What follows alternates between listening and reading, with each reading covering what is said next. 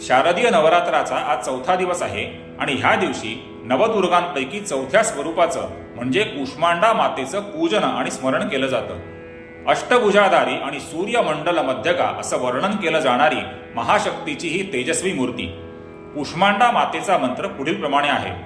सुरा संपूर्ण कलशम रुधिरा प्लुतमे वच दधाना हस्तपद्माभ्याम कुष्मांडा शुभदास्तुमे. आयुर्वेदामधील कोहळा नावाची वनस्पती कुष्मांडा मातेचं स्वरूप किंवा आशीर्वाद मानली जाते आणि त्यामुळे कोहळ्यापासून बनलेल्या पेठ्याचा नैवेद्य कुष्मांडा मातेला दाखवला जातो. योगशास्त्रामध्ये अनाहत चक्राची कुष्मांडा माता ही अधिष्ठात्री देवता आहे. कुष्मांडा माता ही सर्व दुःख, विघ्न आणि दारिद्र्य यांचा नाश करणारी आहे, भक्तांना सुख प्रदान करणारी आहे आणि महाशक्तीची अष्टभुजाधारी अशी ही तेजस्वी, प्रेमळ आणि वरद अशी मूर्ती आहे.